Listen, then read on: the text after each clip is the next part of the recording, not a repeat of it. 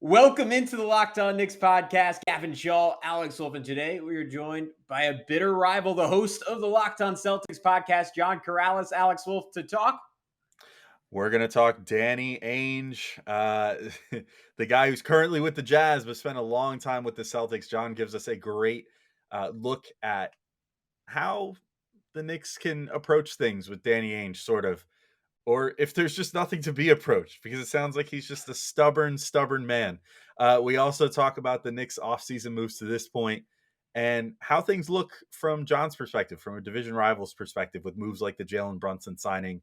And I school John on why there was no tampering, why tampering is a joke.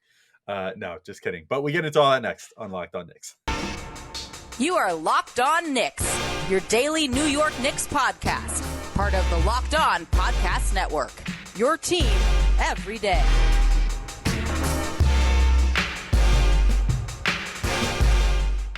You are Locked On Knicks, and here at Locked On Knicks, we wanted to thank you for making Locked On Knicks your first listen today and every day. We're now available on all platforms, and that includes on YouTube. But who's talking to you? I'm Gavin Schall, a play-by-play broadcaster. Just had my first call with the coach of the year, Alex. Very excited. Football around the corner, just a little over 2.5 weeks away from me.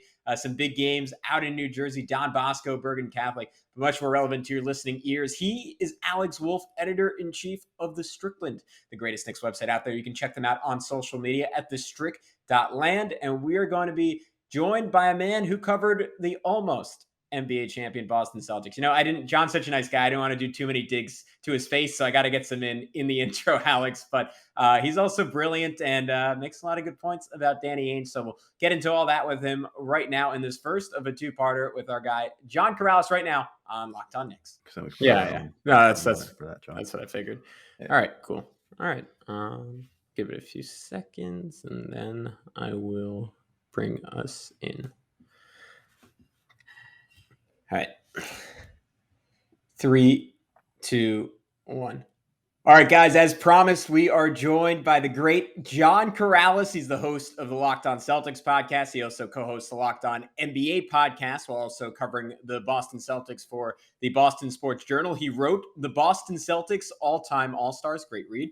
And I found this out looking at your Twitter today, John. You are available on Cameo. So a versatile skill set for our guy, John Karalis, who was last on this podcast to talk Kemba Walker. That unfortunately didn't end well. Hopefully this crossover isn't as foreboding. We were talking about a little pre-show, but John, you've had a much shorter offseason than ours has been. How's it going so far, though?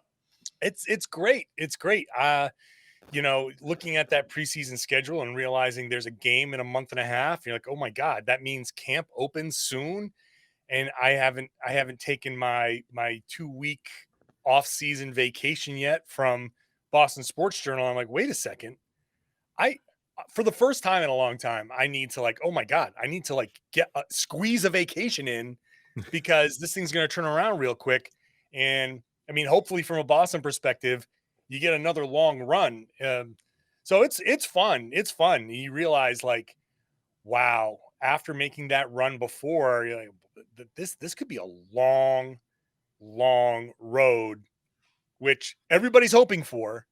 But when you're in the middle of it, you're like, wow, this is it's September rolls around. You're like, if they go through June again, you're like, that's a long road. That is a long time to be working and covering a team. Well, I got to say with the Cameo, I think maybe we should get into that too. I think some of our YouTube commenters would pay good money to hear us say we suck. At any rate, you guys pay me, $15 a piece. I will say whatever. Yeah, I think some people would really be into that idea. It's such a silly thing. A couple people asked me to do it, so I'm like, yeah, I'll do it. Hey, give me some drinking money. That's fine. Yeah. Well, at any rate, John, the note we wanted to open on as it pertains to the Knicks here, they are currently locked in negotiations with a certain former Boston GM or president of basketball operations, whatever his title was there, Danny Ainge, who ran the Celtics for such a long time, now is doing that role for the Utah Jazz. We've already seen the Rudy Gobert trade.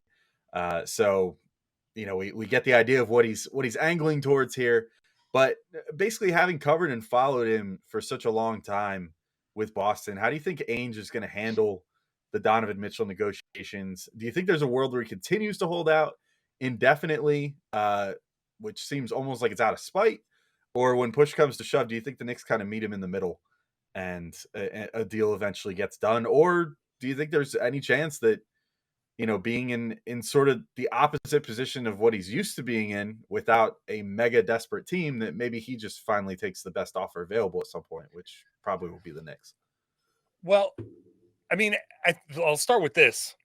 Everybody expects it to be the Knicks somehow. Like this just the makes the most sense. Where's Danny's head on this?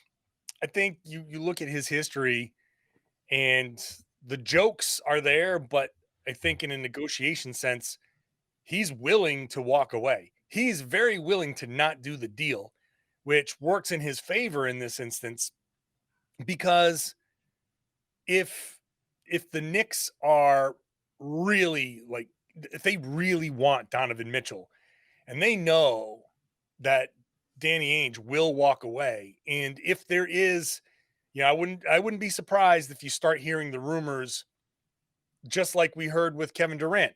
Like all of a sudden Boston was interested in Kevin Durant out of nowhere. I wouldn't be surprised if, I don't know, pick a team, Portland is, you never know. Portland has entered the sweepstakes just to start to like get people in that Knicks front office thinking like, no, would they? No. Well, and then get just to goose the conversation. I'm sure Danny Ainge will play whatever card he needs to play, but he is willing to walk. He's willing to let this linger. He doesn't have to make a deal now. He can wait until we get into the season. He can wait until mid-December when a lot of the restrictions lift. He can wait until the trade deadline when there's pressure on other teams. And if the Knicks, if things are working well with the Knicks, then maybe the worm turns for Ainge and he has to give in. But if the Knicks aren't doing as well as they had hoped, then maybe they say, you know what, screw it. We'll give you the extra 2 first-round picks and whatever. So he's willing to play the long game.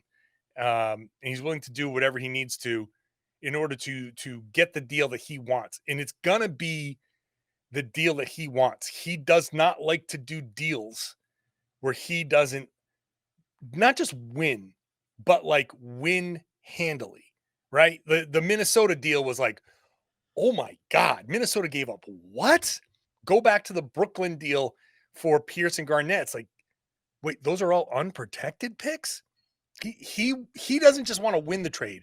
He wants to like 40-point blow out the trade. Yeah, and I think the only area I push back on is the idea that there's no downside for Utah in just keeping Mitchell and saying, why don't we let this play out? Why don't we see who emerges? And I don't want to over discuss it because that's not really what we're here for. But this generational upcoming draft, you have Donovan Mitchell, you're winning extra games. It is the storyline of the season instead of having as you know, John, a bright young coach in Will Hardy and saying, all right, we can get this moving in a new direction. We have as much pick equity as any team this side of Oklahoma City. And instead you're answering questions about Mitchell all season. You're losing the race for, if not Wembanyama, someone else in this absolutely loaded top 8. But to your point, that's only relevant as far as Danny Ainge considers it relevant. And if that's not a priority to him, if he doesn't personally view this as a once in 20 years draft, then that doesn't necessarily matter. And it matters a whole lot more whether he thinks, to your point, oh, well, if Portland comes in, they could make an offer fairly similar to the Knicks. I think where we keep going back to is there just isn't that team right now that just has the capacity to offer anything close to the Knicks that also has an obvious need for Donovan Mitchell. Pressure could flip the other way. It could also flip the other way in the sense that Grimes or Obi Toppin or Emmanuel Quickley could emerge as a clear-cut better prospect than they are right now. And all of a sudden, Leon Rose gets to say, we're actually taking a pick or two off the table if you want this guy. So there's a lot of different directions it can go. But that's why I kind of like getting your perspective on it, because if Danny Ainge is that stubborn, it doesn't really matter what reality is. It just sort of matters what Danny's take is on what's best for the Utah Jazz. Yeah, and I think the odds that, the flattened odds for in the lottery kind of work in Danny's favor a little bit. You're not just tanking to be the worst. All you got to do is get into that bottom 3 or 4, and you're doing okay. And if the draft really is as good as that, then all you got to do is basically miss the playoffs, and you should be okay. I don't know how much Donovan Mitchell is going to really impact. If he makes the roster bad enough, it could just make things more frustrating, and maybe they just sit him. Maybe they send him home. Maybe they pull that move. I don't think they want to get to that point, but I get your point. I get what you're saying, and there's certainly, like, the Knicks have their advantages as well. But I think in the end, Danny's going to be like, I got the player, you got the picks, the cost, and the more he just holds out, and again, the willingness to hold out, the history that says Danny Ainge is willing to not do this deal, because even if it goes past the deadline, he still has a sign and trade in his pocket. So he could always turn around and say, if you really want Donovan Mitchell, I can make it so he doesn't even have to go into free agency. He'll be available to everybody, and we'll just sign and trade him away next summer. So I'm not really feeling the pressure. So Danny can play a lot of these games. If anything, he probably, I don't know if he's allowed to because of his religion. And I'm not saying that as a joke. I don't know if he's allowed to as a Mormon, which he's very devout. But he could be a great poker player because he's willing. He just will hold and play the cards, and you end up somehow playing his game. No matter what advantages you have, you either play his game or you're out too. So it's an interesting kind of stalemate. All right, we'll be right back in with John Karalis of Locked On Celtics. We're going to continue talking about Danny Ainge and then start getting into the Knicks offseason so far without any Danny Ainge deals, with just the Jalen Brunson signing and all that. So that's all coming up in just a sec. But first, I got to let you guys know today's episode is brought to you by Built Bar. And if you haven't tried Built Bar Puffs yet, you're really depriving yourself of one of life's greatest joys. And guess what? There is a new flavor ready. Delicious, indulgent cookie dough. It's covered in chocolate. That's right. Built has done it again. Let me introduce you to your new favorite. Cookie dough chunk puffs have a light and chewy texture, real cookie dough chunks. And of course, they're covered in 100% real chocolate. All the joys of eating cookie dough without the hassle of making it. Plus, it's healthy for you. Cookie dough chunk puffs are only 160 calories, and they have a whopping 15 grams of protein in them. So run to Built.com to snag a box for you and the family. It will be the perfect treat. Or you can find a really good hiding place and just hoard them for yourself. That's what I do because I really like them. I've had to resist the urge to not be rude and eat one while recording the ad again. I did that one time. It made me feel really filthy. So I haven't done it since. But one of these days, maybe these cookie dough chunk ones are really making me consider changing that policy. Because like all Built Bars, the new cookie dough chunk puff is covered in 100% real chocolate. That means they're healthy and tasty. Chocolate covered cookie dough with a light, fluffy texture. They're so good. And what's great about Built is all their bars are made with collagen protein, which your body absorbs more efficiently and provides tons of health benefits. Eat something that tastes good and is good for you. So go to Built.com and use promo code LOCKED15, and you can get 15% off your order. Again, use promo code LOCKED15 for 15% off at Built.com.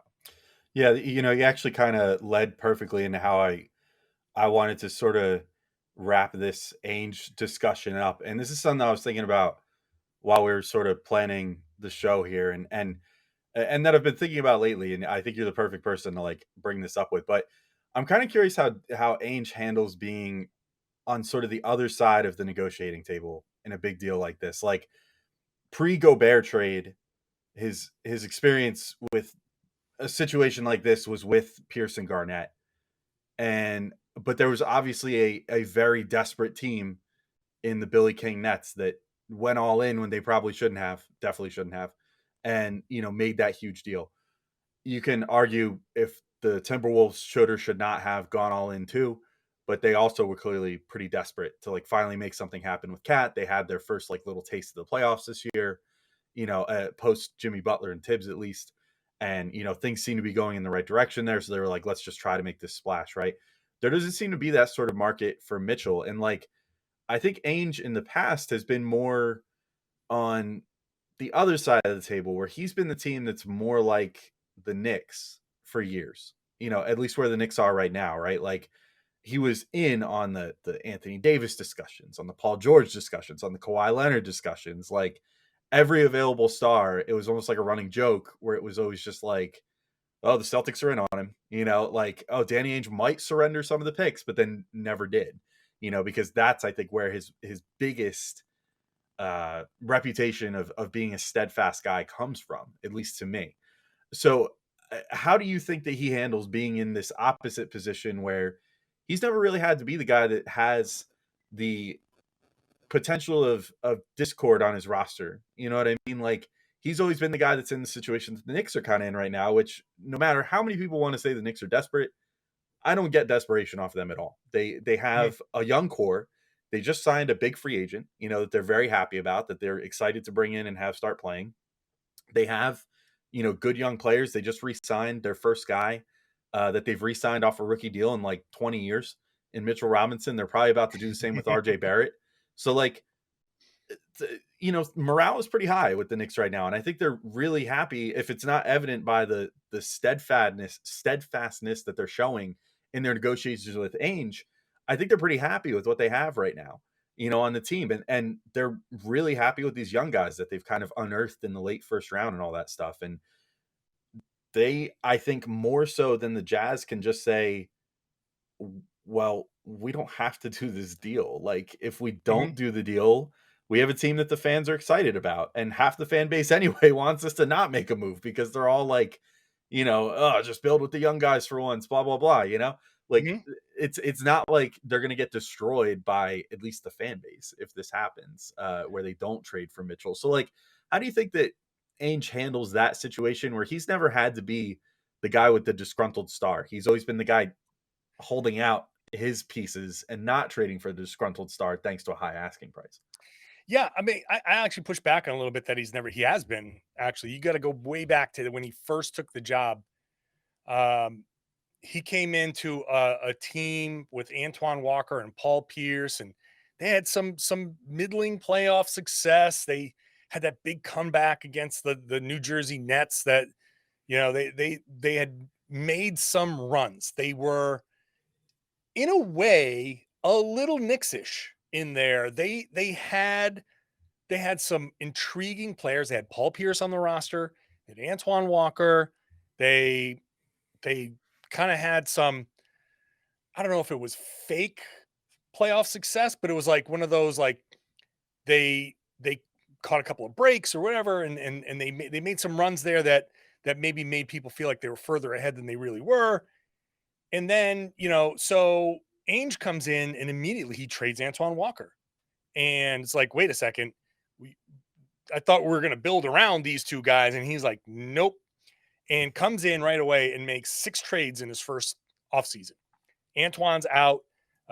He gets involved in, at one point, the biggest deal in NBA history. Like, I don't know, it was like 5-6 teams. It was a crazy deal. He got the reputation as Trader Danny because he took a team that was in the middle. He was very much in that Knicks situation and just broke it all the way down. And he did have a disgruntled star in Paul Pierce, and he almost traded Paul Pierce. In the Chris Paul draft, there was a deal that could have gotten Pierce, given up Pierce to get up to draft Chris Paul. It never really materialized, but there were some points there where Paul Pierce was almost out. That got smoothed over, and then then he acquires Kevin Garnett. Then he acquires Ray Allen first. Then he gets Kevin Garnett, and they're off to the races, right? But in the beginning, I think this Utah situation, in not exactly apples to apples, but pretty close, mirrors a little bit of that Boston situation, in that he came in and immediately traded one of the better players, the best player, best players on the roster, and said, this isn't working. And so, boom, this guy's out. And now Donovan Mitchell kind of becomes his Paul Pierce. And he has a decision to make with Donovan Mitchell. And I think the message has been sent, like guys that he was friends with on the roster are gone. Ways the team had been kind of catering to him have stopped. And the message is, if you want to be here, you're doing it our way now. And if you don't like it, that's fine. We can accommodate you and you can move. And so if at some point during all of this, Donovan says, you know what? I want to stay. I want to see this through. Then I think Danny Ainge will try to see it through because he's done that before and he's won a championship that way before. Part of the reason why he's got all of these picks is to trade them away in an effort to get the start. He's not sitting there rebuilding. Like maybe he can hit in the draft. Maybe he can go and hit in that draft. But if that's how it goes, then that's how it goes and he will adjust. But the Danny Ainge that I know is going to try to, if he reconciles and goes with Donovan Mitchell and says, hey, we are going to work this through here. He's going to turn around and flip some of these guys and some of these picks to try and get and be a buyer. So he has another path to go. I can see that path actually happening. And if the Knicks actually see that path happening, then that's one of those things where, like I've been saying, he's willing to walk away because he can work on that path. He has other avenues, and keeping Donovan Mitchell and trying to work through it, making him his Paul Pierce is certainly a possibility. Like this isn't, we have to trade Donovan Mitchell, end of story, period, whatever. There are other options. So I think Danny Ainge has shown in the past how he can handle this, and he's been on both sides of this. And it'll be interesting to see if he relents on his asking price, or if he just says, okay, fine, I'll do this for a pretty good price. But I do still think that he's willing to kind of stay the course if he needs to. No, I think it's an excellent point, John, because we always talk about, at least on our podcast, like the new kind of free agency in the NBA, right? And it's guys like Donovan Mitchell, like Kevin Durant, who have 2, 3, even 4 years left on their contract, saying, all right, I got my money, but I don't love this situation. I want to go somewhere else. And we're in the player empowerment era, but literally you still have some leverage when a guy's on a deal for 3 years. And there's reporting out there at this point that Donovan Mitchell has essentially told the Jazz, hey, I'm out of here in 3 years. So if you want to get something for me, now's the time. But we've seen that, just in the last 20 years. Paul Pierce is a good example of it. Kobe Bryant's a fantastic example of it. Guys asking out and then remedying that when the situations get better. Obviously, the Celtics got Garnett and Ray Allen. Kobe Bryant got Pau Gasol. And I would argue, like, if I was being objective or if I was a Jazz fan, that Utah is in a far better position to try and win a championship around Donovan Mitchell post the Rudy Gobert trade with all those extra assets, because they can get a credible second option offensively, maybe a two-way option with all those extra picks that they have. But they still have to convince Donovan path that they should go down, and they have to do it expediently enough that this thing doesn't boil over, and it does get to a point where it's just completely untenable to keep Mitchell. And I think that timeline, if we're going to talk about pressure on Ainge, is the pressure in this situation. But John, we only meant to talk about this for a couple minutes, even though it turned into a fascinating conversation. So I wanted to ask you real quick, because I think Alex and I are pretty sober observers, but it's always interesting to get another perspective on how the Knicks are doing, because there's this gap between what I would say is like the smarter side of the people who cover the Knicks every day, and then like the national media who, like, they're it's not everyone, but there are like some who, like, regardless of what the Knicks do, there's a LOL Knicks narrative, like, oh, the Knicks got Jalen Brunson, they gave him over $100 million. Oh my God, those fools. It's like, no, that's like, he's like the 14th or 15th highest paid point guard in basketball. It's pretty reasonable for a guy who averaged 20 plus points per game in the NBA playoffs and is very young. That is neither here nor there. I'm curious to get your opinion. How do you feel about the Knicks offseason? Look, Jalen Brunson's a good player. And he's 25. So, yeah. It's not, I think we all have to just we have to get over the fact that 4 years, $100 million, $100+ million. we're still in the, oh my God, that's too much money for anybody. And we got to remember that guys are making 40 and $50 million. And it's hard to like the cap spike. I think it's still hard to recalibrate our thinking of what a good contract for a good player is. And like you said, 25-year-old guy with the numbers that he's put up, making $25 million a year or so. That's that's fine. That's good. I think with the Knicks, I'm still kind of wondering what direction they're going in. That's the big thing. Like, okay, yeah, we're going with Julius Randle. Nah, we're done with Julius Randle. Like all of a sudden he's like on the way out. Uh, you're going with like a big defensive presence. We're going behind Thibs, and you made your playoff run with based on defense, and obviously the offense struggled, and you go so far the other way that Kemba and Evan Fournier, and you go so far the other way. It's like it's not a recalibration. It seems like there's a little overreaction, like something that requires a little screwdriver turn. The Knicks pull out a hammer, and that's, I think, where I still see them. You have talent there.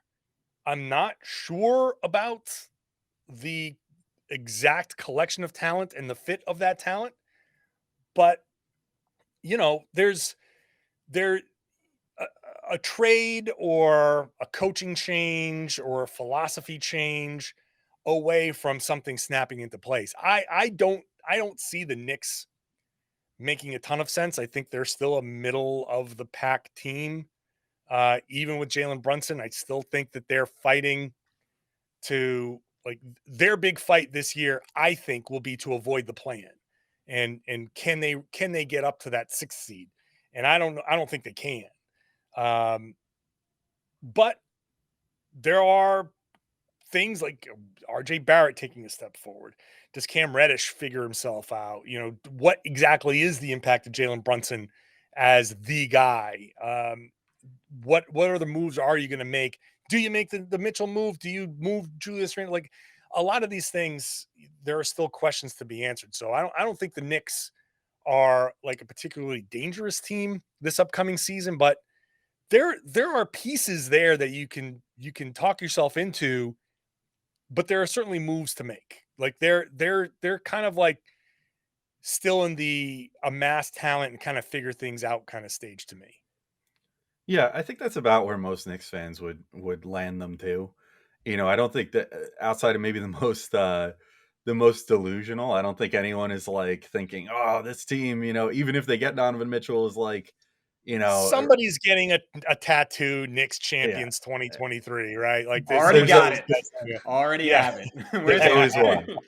But yeah, I'm with you, like, with the Brunson number, and I feel like people just haven't got I think especially for Knicks fans in particular, there's been 2 very public failures of $100 million contracts over the last 20 years, which was Allen Houston first at around the year 2000, and then Amari Stoudemire 10 years later in 2010. That everybody still looks at it are just like $100 million. No, like you can't give Yeah. that to somebody, not realizing, like, we were just talking about on the show the other day, Bradley Beal and Damian Lillard and a host of other guys are going to be making $60 million by the That time that is their contracts are up. insane. And the new TV deal, the NBA is gearing up to probably run into something like what the MLB has, but probably for much more money. Like start, selling some of this off to like streaming services and whatever to start hosting games. And Yeah. Turner is literally canceling whole movies that they're already like most of the way done with to clear budget room to probably pay the NBA like a gazillion dollars. So, Yeah. this It's Brunson crazy. contract. Yeah, this Brunson contract is likely going to be like, I don't know, a sixth of the cap, Fine. something Yeah. like that in about 2 The years' time. issue with the Brunson contract is that it seems like the Knicks jumped through a lot of hoops and did a fair bit of tampering and did all of this stuff for Jalen Brunson. right? Like the outside perception is, well, Jalen Brunson's dad is an assistant coach. Now, of course, he's been an assistant coach, so it's not like he is an NBA level assistant coach, but the Knicks hired his dad, and Leon Rose's son happens to be his agent. And it just seems like there's a lot of backroom dealings that you reserve for Kevin Durant and LeBron James and those kinds of guys, and they did it for Jalen Brunson. And it just feels like, and I don't even know if that is accurate, but man, it feels like something. It feels good, feels right to say, and the Knicks put themselves in this weird position where they were clowned if you do and clowned if you don't. You know what I mean? Like you sign Jalen Brunson, it's like, why did you go through all those hoops for Jalen Brunson of all people? Like he's good, but like it's a lot of effort. And then if he didn't sign, be like, you did all that and you didn't get Jalen Brunson. Like they really put themselves in a very Knicks position. It felt like this summer. That I think that's the bigger thing than the number, the $25 million. I mean, if I may, real quick, and I'll let you You may. take over, Your Gavin. podcast. But the no, I was supposed to. I'm speaking out of turn. Normally go back and forth, but I went on like a long rant about the tampering the other day, so I just got to throw my 2 cents in here again. Yeah. I think the tampering, quote unquote, is being entirely overblown because I don't think they really jumped through hoops. Like it's being underreported, but like Brunson is coach, Rick Brunson, I should say, has coached under Tibbs like in like this is now his 3rd stop. He did it in Chicago, then he did it in Minnesota, and now he's back with him again with the Knicks. And it took a little longer this time, but he's back where he's been before. And the only reason that it took this long was because the Knicks hand curated a really good staff for Tibbs for his first 2 years, and 2 of those guys got poached for big time college program jobs. So Kenny Payne got poached for the Louisville job, and Mike Woodson got poached for the Indiana job. So they just had an open assistant coach position. So like, yes, did it help? Did it probably help them in some way towards getting Jalen Brunson? Like he's already said, like it's going to be pretty cool having my dad there like every day to push me, you know, and to, you know, be my coach. Like he's always been my whole life. But I think they had a pretty good inside track anyway, just by virtue of having Leon Rose. Like I don't think that the Rick Brunson hiring was made strictly to get Jalen Brunson. I think that was going to happen regardless, in both cases, just because I think that the family ties there are so tight that was bound to happen anyway. But the other thing to consider is just that like the Mavericks just didn't offer him as much money. Like they literally offered him. No, I get They it. offered him the same total dollar number in one less year. And it's like, oh, so was he supposed to like take a hometown discount for the team? And let's didn't note pay real him quick, twice? they also didn't offer him the 4 years, $55 million that could have got Right. him like halfway through the season, which is much crazier in my opinion. But Exactly. Right. So I mean, it's just like Totally. I look I'm at it more sorry so to than the Knicks nixing. Sorry, then I'll throw it back to you. More Yeah. so than the Knicks nixing. I look at this more like the Mavs kind of shooting themselves in the foot and now using a tampering investigation to cover up. I get what cover John their is own saying though. butts. It's the perception of it. It Look, is, but Fair- that fair perception's or always unfair. there. The Knicks are Right. always damned if you do, damned if you don't. You know, that's just how it works Sure. with this team. And like, sure. And if Coach Brunson just happened to be in the meeting where the number was discussed, where you know what they might be offering to Jalen Brunson, and it just so happens that he happened to be next to the open door where the number was being said. Like, yeah, sure. Like, I don't know. It's also just funny. assuming that this stuff doesn't happen all over the NBA, and it No, does. Like, totally. It totally does. But it's just so funny. yeah, It's so funny when you put this together. You're like, oh, well, there's two dads involved with the 2 sons. Like, Mhm. of course he was going to the Knicks, and Exactly. you know, everything else factually is correct. He should have, if I was the agent with no connection and going through the Dallas offer, not even offer. Dallas sent signal after signal after signal. We're not sure about you. We're not sure about you. We're not sure about you. And then when push came to shove, they made a token offer for the same number with 1 added year. So it's a lower annual average value. And of course he takes the the offer from the Knicks. It's just funny that the Knicks were the ones, because you could see it all lining up. So I don't think anything's going to come of the tampering, and like they can try to save face.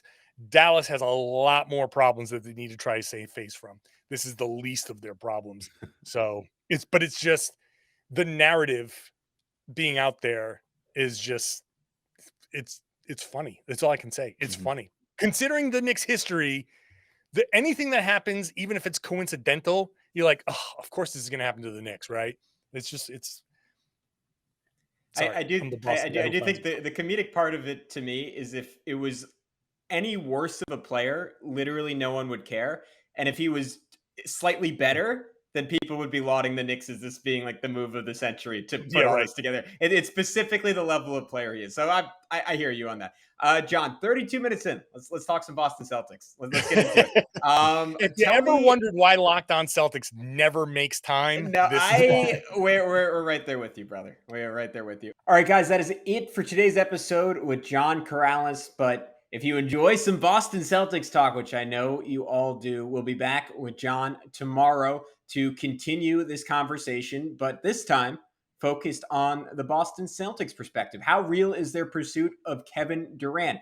Does Jason Tatum have the stuff to be a true number one on an NBA championship team? All that and much more as we get to know our enemy, the Boston Celtics, tomorrow with John Karalis. But until then, remember to like, subscribe, comment, leave 5-star reviews everywhere you possibly can. All that good stuff. We really, really appreciate it. But until next time, be good. Peace out.